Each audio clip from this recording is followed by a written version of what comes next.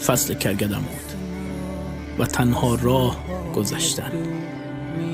در فصل کرگدن یکی از وطنش می‌گذرد، دیگری از آغوش امن مادر، آن دیگری از آرزوهایش و من از جدال با جبر گذشتم. جبر.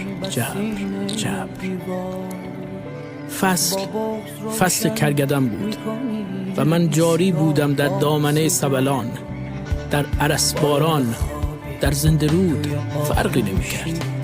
مرگ من عبور از زنده بودن بود و ناامیدی لازمه عشق به زندگی. فصل کرگدن بود و کسی در گوشم برای مواجهه نشدن با دشمن فرضی زمزمه می کرد: باید ببازی.